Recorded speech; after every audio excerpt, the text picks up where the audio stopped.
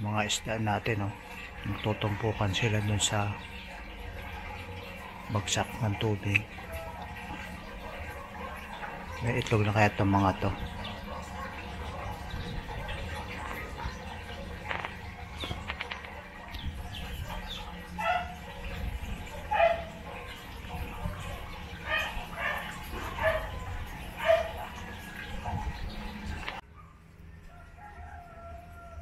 Ganito ginawaan natin guys dun sa ating pecha na nasa pet bottle. Experiment tayo kasi mainit sa taas, dito medyo malamig. Try natin kung mag-prosper, lalaki sila. Hintayin natin mga ilang linggo o araw. Ito na yung mga lettuce natin, oh. Yan.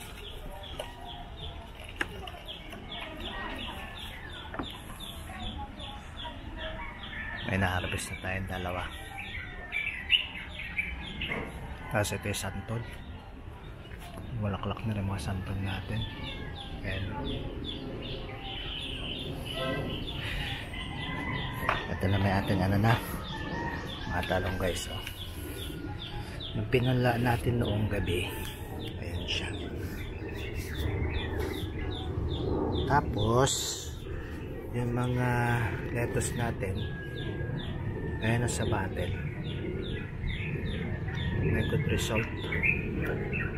Napapansin ko lang na actually muntik na mamatay itong mga to. Sa morning sunlight gustong gusto niya, then so hindi siya gaano madilim. Ayan siya, malalaki na ating manilipat na talong.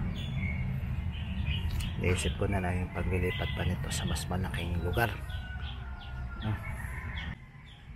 Ito naman yung another punla ng ating eggplant. Ayan, oh. Ito na yung second batch. Second batch na siya. Then meron tayong ito rin, punla ng pechay na naman. Kasi nga na-harvest na natin yung ibang pechay na malalaki. Ayan, napakita ko sa inyo. Ayan. Wala na yung iba. Tsaka yun doon, no? Another batch na naman siya. Bunga, yung bunga ng ating ampalaya, oh, bubulok siya. Sayang naman.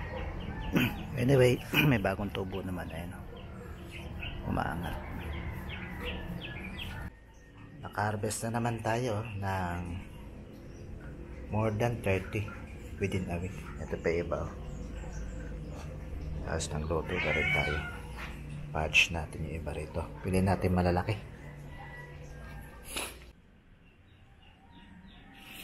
Ito na mga talbas ng kamote natin, oh. Nilagay natin sa sako. Ayan. Para hindi siya makalahing na manok. Ayan. Nilagay natin siya rito. Ayan na ibang patubo na.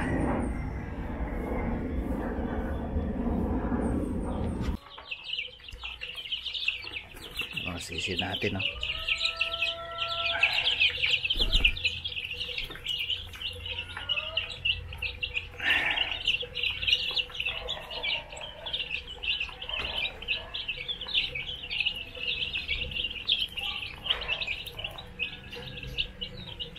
$21 sila lahat.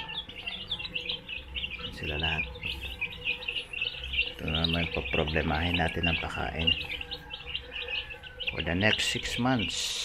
Ayan. Kontrol tayo ng pa-hatch. Medyo problema tayo sa pakain. Ito sana kung may mga gulay-gulay tayo na.